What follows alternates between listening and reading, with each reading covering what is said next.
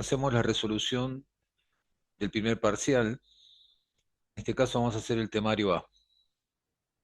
El primer ejercicio tiene una parte A y dice: se midió una tensión continua en dos ocasiones y con procedimientos de medición diferentes. Y se obtuvieron dos medidas. Una medida B1, 658 volts, más o menos 4%, y una medida B2, 0,66 más o menos 0,02 kilovolt. Son dos medidas de la misma magnitud. O sea, son dos medidas de la misma tensión.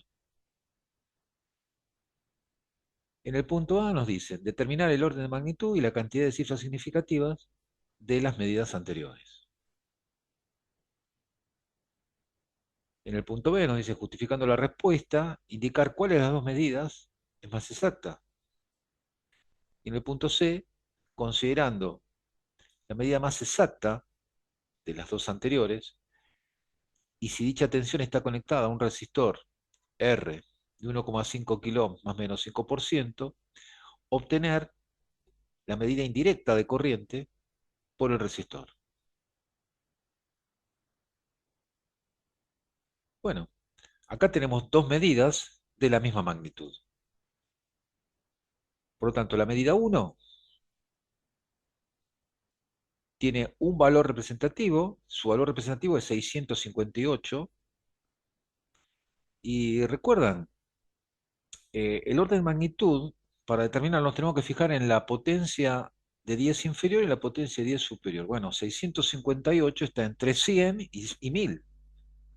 ¿De cuál de las dos está más cerca?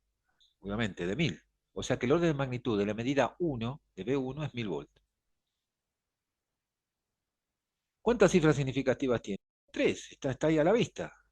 6, 5 y 8 son las cifras. Son tres las cifras significativas. Para la medida 2, el valor representativo es 0,66. ¿Cuál es la potencia de 10 inferior? 0,1. Y la potencia de 10 superior es 1. 0,66 está entre esos dos valores extremos. ¿De cuál de los dos está más cerca? De 1. O sea que el orden de magnitud es de 1 kilovolt. ¿Y cuántas cifras significativas tiene? Recuerdan, los ceros a la izquierda no son significativos. Por lo tanto, tiene dos cifras significativas, este valor. Bien, vamos al punto B. En el punto B nos dicen, justificando la respuesta, indicar cuál de las dos medidas es más exacta. El error de la primera medida es dato, es 4%. Es un error relativo. Y en el caso de la medida 2, nos dan el error pero en forma absoluta. Entonces, como vamos a comparar los errores para determinar cuál de las dos es más exacta, siendo el error lo opuesto a la exactitud, tenemos que comparar errores del mismo tipo. Si comparamos errores relativos, como en este caso voy a hacer, ¿no? Tengo que obtener el error relativo de la segunda medida.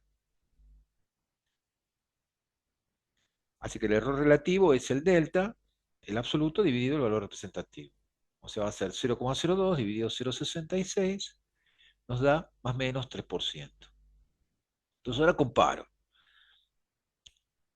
Comparando los errores de las dos medidas, está claro que el error de la medida 1 es más grande que el de la medida 2, porque uno es 4, otro es 3. Entonces, como la medida 1 tiene más error que la medida 2 es más exacta, justamente porque tiene menos error.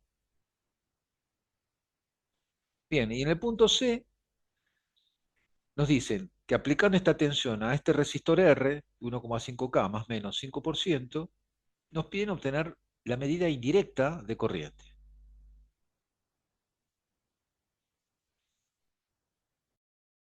Como vimos en el punto anterior, la medida más exacta es B2. Entonces, ¿cómo calculamos la corriente? Aplicamos la ley de Ohm, corriente es tensión sobre resistencia. O sea que primero obtenemos el valor representativo de la corriente, I0, y simplemente dividimos los dos valores representativos, el de tensión y el de resistencia. El de tensión es 0,66 kV, el de resistencia es 1,5 kilo ohms. Hacemos la cuenta y nos da 0,44 amperes, valor representativo. ¿Qué nos queda? Nos falta calcular el error de esta medida indirecta de corriente. Bueno, entonces ahí nos tenemos que acordar. ¿Se acuerdan? Cuando es una medición indirecta hay que propagar error. Y siendo la función un cociente, usamos el error relativo. Entonces el error relativo del cociente de I va a ser el error relativo de la resistencia más el error relativo de la tensión. Reemplazamos. El error relativo de la resistencia es dato, 5%. El error relativo de la tensión es 3%, lo calculamos en el punto anterior. O sea que el error relativo de la corriente es 8%. Si no lo ponemos en porcentaje sería 0,08. Bien, ahora como nos piden expresar la corriente con el error en forma absoluta, con el delta, bueno, calculamos el delta. El delta es el valor representativo por el error relativo. Reemplazamos 0,44, el valor representativo, y 0,08, el error relativo de la corriente. Hacemos la cuenta, nos da este valor con varias cifras significativas y ahora tenemos que acotar. Entonces, como el valor representativo está hasta décimas, es 0,44, o sea, está expresado hasta centésimas de amper. Entonces yo, el error, el delta, tengo que expresarlo hasta centésimas, o sea, tengo que llegar hasta ahí. Entonces redondeo, como el que sigue es un 4, perdón, un 5, redondeo el 3 a un 4. Bueno, ya tengo el delta. Finalmente, la medida de corriente es 0,44 más menos 0,04 amperes.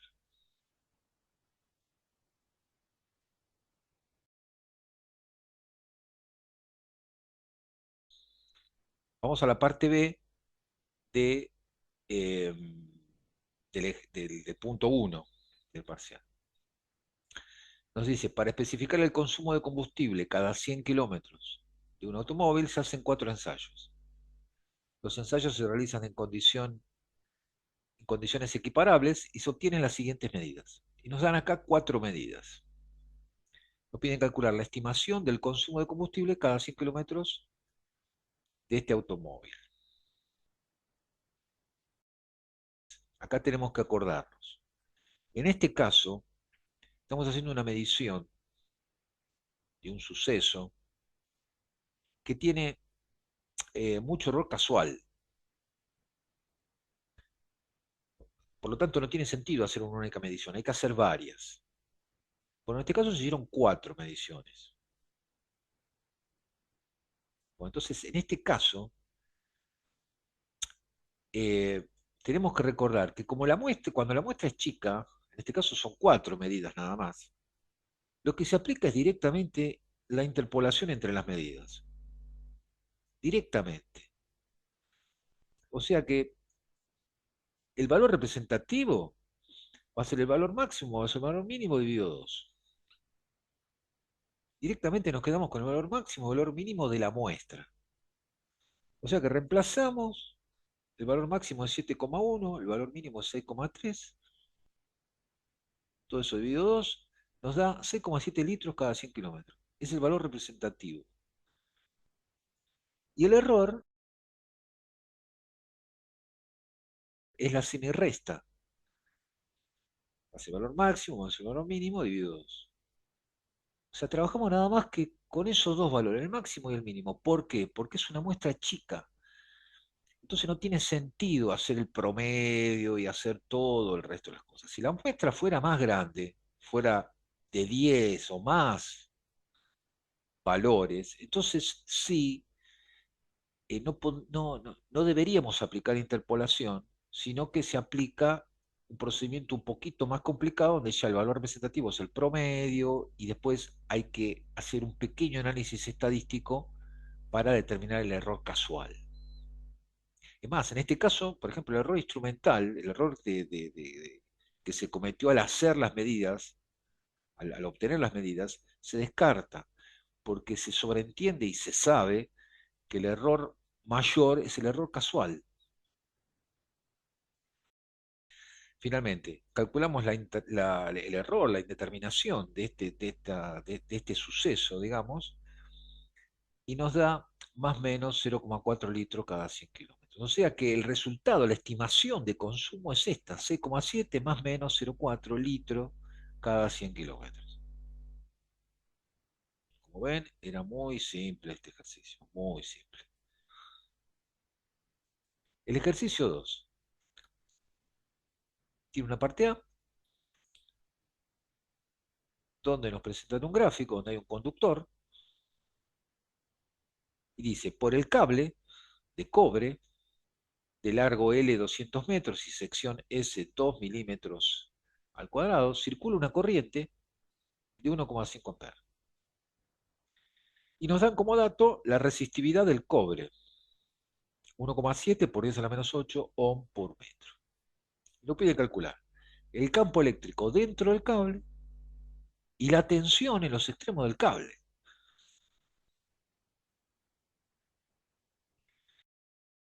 Entonces tenemos que acordarnos, por definición, densidad de corriente es la corriente que circula por el conductor dividido la sección del alambre o del cable o del conductor. Bueno, como tenemos la corriente y tenemos la sección, podemos calcular J. Reemplazamos y nos da 0,75 amperes por milímetro cuadrado. Si lo ponemos en metro cuadrado, nos quedaría 0,75 por 10 a la 6 amperes por metro cuadrado. Bien, ahora también en el conductor se cumple la segunda ley de Ohm, que nos dice que J, o sea, la densidad de corriente, es sigma por E, donde sigma es la conductividad del material con que está hecho el cable y E es el campo eléctrico dentro del cable. La conductividad es la inversa de la resistividad. Y como nosotros tenemos el dato de la resistividad, usemos la resistividad.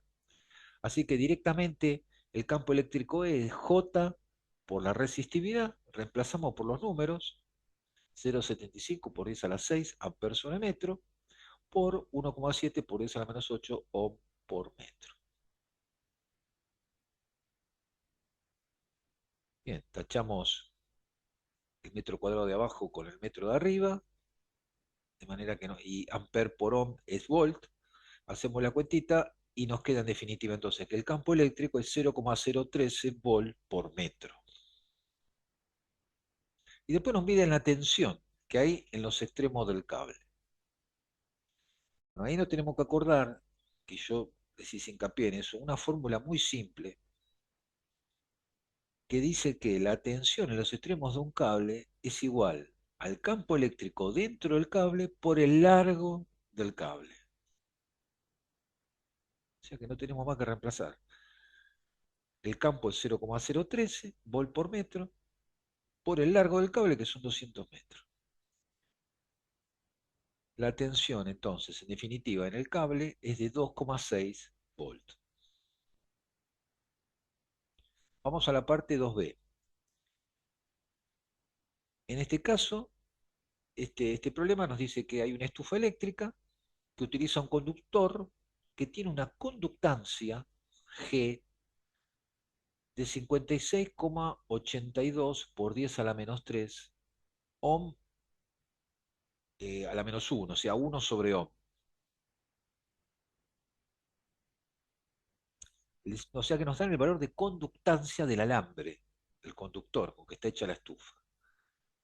Después nos dicen que funciona conectado a una tensión de 220 volts.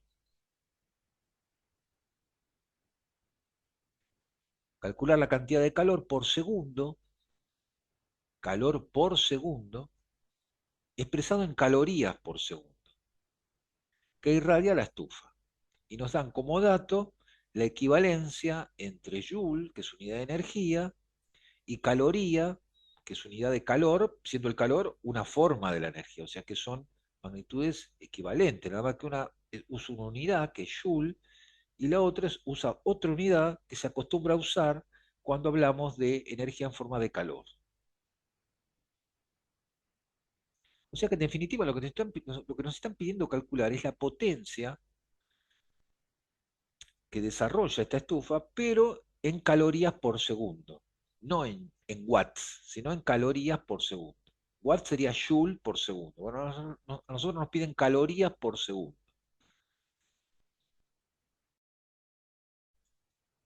Tenemos nuestro cable, que es un resistor en definitiva, con un valor de conductancia G, y tiene aplicada la tensión de funcionamiento que es 220 volts. Bueno, cuando le conectamos la tensión va a circular una corriente y sabemos que cuando ocurre eso, por efecto Joule, se irradia calor, la resistencia, toda la energía que se desarrolla en el resistor sale del resistor en forma de calor. Piden calcular qué cantidad de calor por segundo, o sea, la potencia que se desarrolla en ese resistor. O sea que la potencia, sabemos que en este caso vamos a usar B cuadrado sobre R, podría ser B por I, podría ser R por I cuadrado, pero en este caso nos conviene usar B cuadrado sobre R porque son los dos datos que tenemos. O sea, no tenemos R, pero tenemos G que es la inversa, o sea, la potencia es G por B cuadrado. Reemplazamos, G es 56,82 por 10 a la menos 3, ohm a la menos 1, por la tensión que es 220 volt al cuadrado. Hacemos la cuenta y nos da en watt. Nos da 2750, aproximadamente 2750 watts. Esa es la potencia, o sea, ¿qué es lo que nos están pidiendo? Pero el ejercicio nos dice que la expresemos en calorías por segundo. Así que como watt es joule sobre segundo, lo que hago es multiplicarlo por 1 para que no se modifique esto y pongo 0,24 calorías dividido un joule es lo mismo que 1, porque 0,24 calorías es lo mismo que un joule. Entonces podemos tachar joule y nos va a quedar el resultado en calorías por segundo. Hacemos la cuenta, 2750 por 0,24 y en definitiva entonces, esta estufa desarrolla una potencia de 660 calorías por segundo. Bien, vamos al ejercicio 3. En el ejercicio 3 dice, en el siguiente circuito, en régimen permanente, calcular la potencia que disipan los resistores, R1 y R2, y la energía acumulada en el inductor L. O sea, tenemos este circuito, tenemos los valores de todos los componentes, de los 5 componentes. Entonces, acá lo que debemos recordar es algo que hicimos, varios ejercicios, donde dijimos cómo se comporta un inductor en un circuito de continua en régimen permanente. Recuerdan, un inductor en régimen permanente en un circuito de continua se cumple lo que está escrito ahí, que la tensión es prácticamente cero, o sea, es un cortocircuito en el caso de un inductor. Por lo tanto, nosotros podemos replantear el circuito y dibujarlo así, porque el inductor es como si fuera un cable. No hay tensión en los extremos del inductor, en régimen permanente. Hacer que el circuito nos queda de esta manera y lo resolvemos como ya hemos aprendido y hemos hecho tantos ejercicios. Primero planteamos las corrientes, tenemos las dos corrientes, la corriente por el resistor R1, son tres las corrientes, y las tensiones. Primero las tensiones en los generadores y después las tensiones en los resistores, que van a ser al revés del sentido de circulación de corriente. Fíjense, ¿cuánto vale la corriente IR1? Tiene la tensión B conectada directamente sobre el resistor, o sea que no puede haber duda. La corriente IR1, aplicando la ley de Ohm en R1, es B sobre R1. 120 sobre 40 ohm nos da 3 amperes. Y como la corriente I es la corriente del generador, que es dato, aplicando en el nodo A suma de corrientes, podemos obtener la corriente IB, que es la corriente por el generador de tensión. Va a ser IR1 menos I, 1 amper. Bueno, ya teniendo las dos corrientes, este, todas las corrientes tenemos las tres corrientes, ya podemos calcular las potencias. La potencia en R1 va a ser R1 por la corriente por R1, que es IR1 al cuadrado. Reemplazamos 40 ohm por 3 amperes al cuadrado, 360 watts. La potencia en R2 va a ser R2 por I, en este caso, porque es la corriente que circula por R2, es la corriente I al cuadrado. Reemplazamos 15 ohm por 2 amperes al cuadrado, 60 watts, nos queda la potencia en R2. ¿Qué nos falta? La energía. Tenemos que acordarnos, la energía en un inductor es L por I al cuadrado dividido 2. La corriente por el inductor es la misma que la corriente por la fuente de corriente, es la corriente I. O sea que directamente va a ser el valor del inductor, que es 3 milihenrios, o sea 0,003 henrios por 2 amperes al cuadrado dividido 2. En definitiva, nos queda que la energía acumulada en el inductor es 6 milijoules. Bien, vamos al ejercicio 4. Tiene una parte A, donde nos presentan esta señal y nos piden hallar los parámetros T, o sea, el periodo, F, es decir, la frecuencia, y omega, es decir, la pulsación, y los valores medio eficaz de la señal VDT. Entonces, primero, viendo la señal, vemos que es una señal periódica. Perfecto, o sea que tiene periodo, frecuencia y pulsación. De acuerdo. Ahora, si seguimos observando la señal, expresada en forma gráfica, distinguimos ahí claramente el primer ciclo. ¿Eh? La señal recorre, hace ese recorrido en celeste, y después vuelve a hacer el mismo recorrido, y después vuelve a hacer el mismo recorrido, y así sucesivamente. O sea que el tiempo que demora en cada recorrido es el periodo T. Y nos lo dice ahí el mismo gráfico. Son 3 milisegundos. O sea que el periodo son 3 milisegundos. La frecuencia es la inversa del periodo, serían 333 Hz aproximadamente. Y la pulsación es 2pi por la frecuencia. O sea, sería 2pi por 333, nos da 2049 radianes por segundo. Vamos al valor medio. El valor medio, por definición, de una señal periódica es el área neta de la señal en un periodo. Es el área neta de la señal en un periodo. ¿Cuál es el área?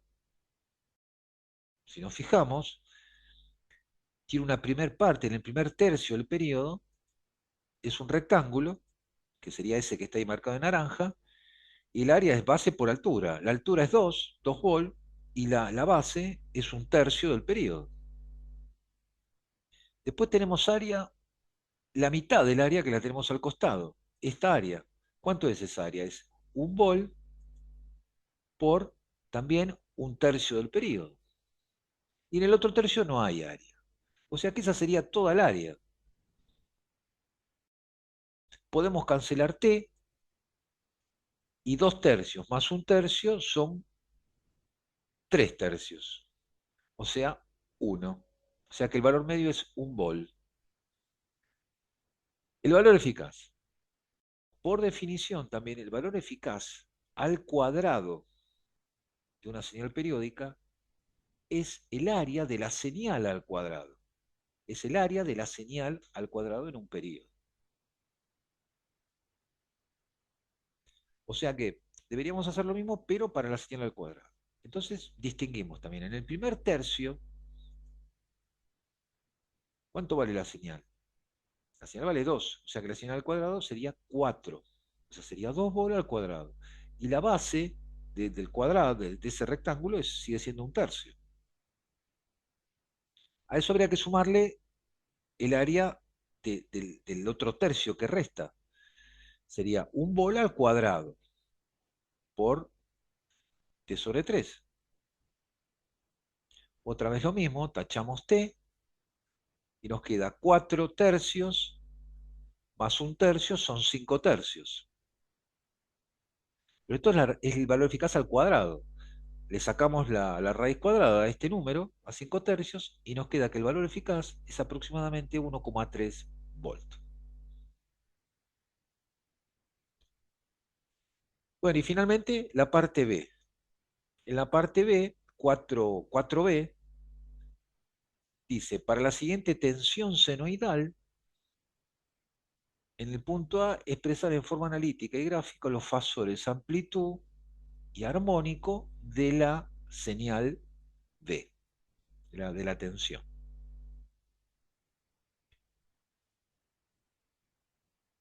Y en el punto B nos pide hallar el valor medio y el valor eficaz de esta tensión. En el punto A, primero, ¿es una señal senoidal? Sí, es una señal senoidal. Perfecto. Por lo tanto, podemos expresar los fasores que están vinculados a esta señal senoidal.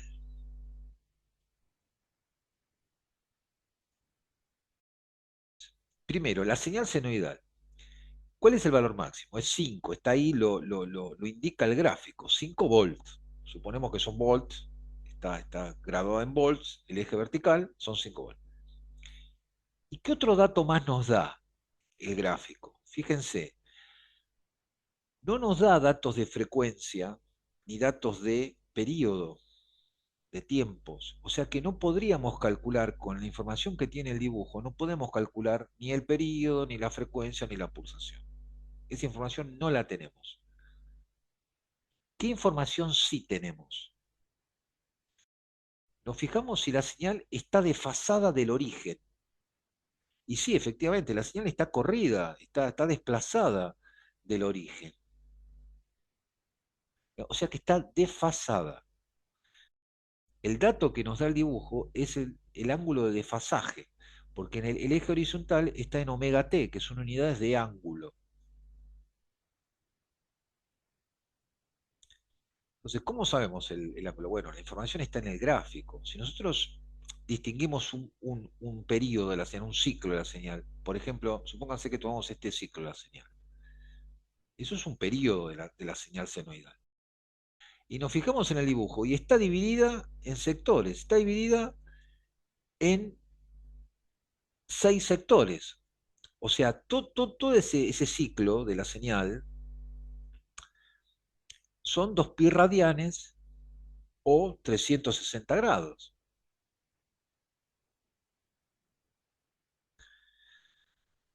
Por lo tanto, si nos fijamos ahora cuánto está corrida, cuánto está desplazada del origen, está desplazada justamente una de estas divisiones.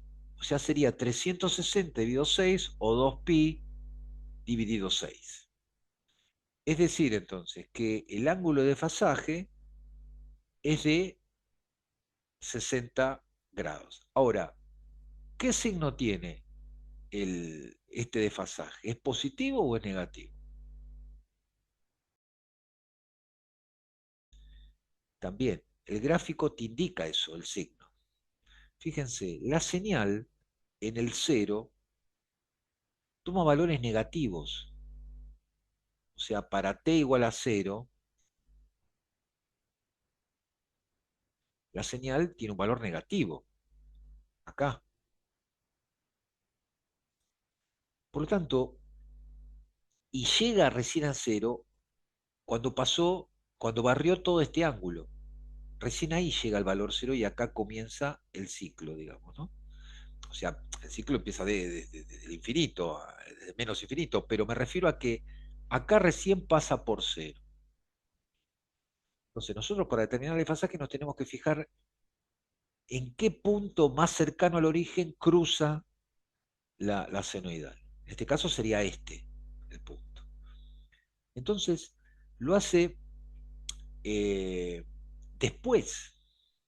Entonces, si lo hace después, quiere decir que la señal está atrasada. La señal está atrasada. Tarda en barrer todo este ángulo y recién ahí pasa por cero.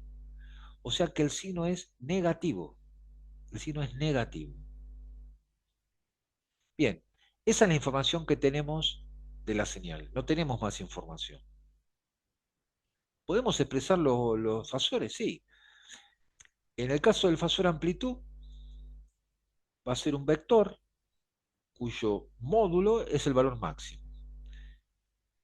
Y el fasor es el módulo por e a la j tita. Tita lo conocemos también, o sea que es muy simple. El fasor amplitud va a ser 5 por e a la menos j 60 volts. Y en el caso del fasor amplitud, si bien tenemos que expresar omega t y no tenemos el valor de omega, bueno, en este caso, como no lo tenemos, no lo vamos a indicar, simplemente escribimos omega. O sea, el fasor armónico es el módulo por e a la j omega t más menos tita. En este caso, tita es negativo. O sea que en definitiva, el fasor armónico es 5 por e a la j omega t menos 60 grados, volts. Si lo expresamos de forma gráfica, planteamos el plano Z, el eje real y el eje imaginario, y primero dibujamos el fasor amplitud, que es un fasor que está quieto, no depende del tiempo. Es un fasor estático. ¿Dónde está ubicado? Bueno, te lo indica el desfasaje. Acá es menos 60, o sea que barremos 60 grados negativo, y ahí va a estar el fasor amplitud. El módulo de este vector, en una escala apropiada, va a ser 5. Este es un fasor que está quieto ahí. Y después tenemos que dibujar el fasor armónico. El fasor armónico es un fasor que está girando a velocidad omega. Los dos fasores arrancan en el mismo punto, o sea, los dos arrancan juntos. Lo que pasa es que B se queda quieto, el fasor amplitud, y el fasor armónico empieza a girar. A medida que transcurre el tiempo, gira el fasor. Entonces lo dibujo en cualquier lugar, por ejemplo, acá lo dibujé. O sea que va a barrer un ángulo que es omega t respecto de el fasor amplitud.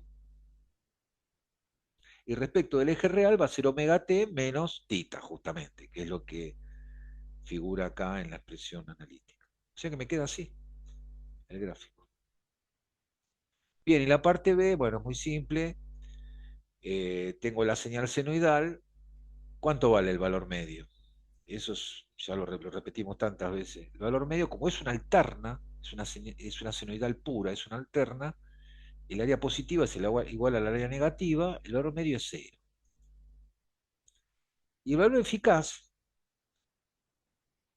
si bien no hicimos la deducción, eso se los expliqué en el momento, por un tema de matemática, no porque sea algo de la electrotecnia, sino por la deducción matemática, directamente yo les di el valor. Por toda señal senoidal, el valor eficaz es el valor máximo dividido raíz de 2. Eso es para las señales senoidales, solamente para las señales senoidales. Bueno, en este caso es una señal senoidal, así que directamente el valor eficaz va a ser el valor máximo dividido raíz de 2, 5 dividido raíz de 2. Hacemos la cuenta, nos da 3,5 volts. Ese es el valor eficaz.